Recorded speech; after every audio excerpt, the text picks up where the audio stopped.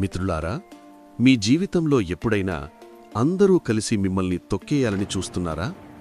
మీకు రావాల్సిన అవకాశాలను అడ్డుకుంటున్నారా? మీకిక తిరుగులేదు, మీ పని అయిపోయింది అని లోకం తీర్పు ఇచ్చేసిందా? అయితే ఈ కథ మీకోసమే. ఒక్క నిమిషం ఓపికగా వినండి. మీ ఆలోచనా విధానం మారిపోతుంది. ఒక ఊరిలో ఒక రైతు దగ్గర ఒక ముసలి గాడిద ఉండేది.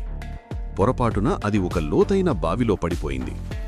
ఆ గాడిద బయటకు రావడానికి ఎంత ప్రయత్నించినా సాధ్యం కాలేదు.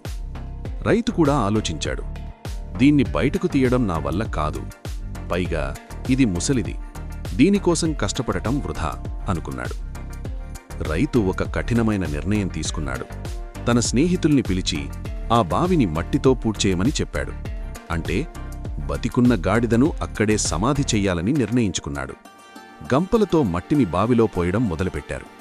తన మీద మట్టి పడుతుంటే గాడిదకు అర్థమైపోయింది, తన యజమానే తనని చంపబోతున్నాడని.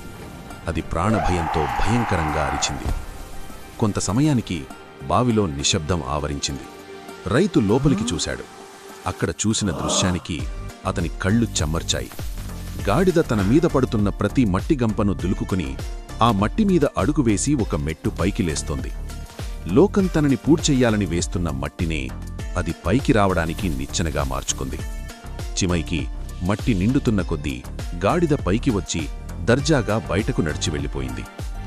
గుర్తుంచుకోండి, ఈ ప్రపంచం కూడా మీ మీద విమర్శలు అనే మట్టిని పోస్తుంది, అవమానాలు అనే రాళ్లను విసురుతుంది.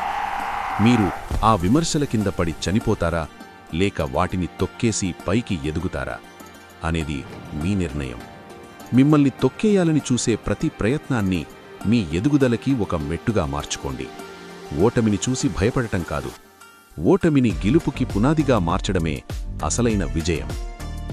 ఈ కథ మీకు నచ్చితే మీ జీవితంలో మిమ్మల్ని స్ఫూర్తిపరిచిన వ్యక్తులకు ఈ వీడియోని షేర్ చేయండి. మరిన్ని మోటివేషనల్ వీడియోల కోసం మన ఛానల్ని ఇప్పుడే సబ్స్క్రైబ్ చేసుకోండి.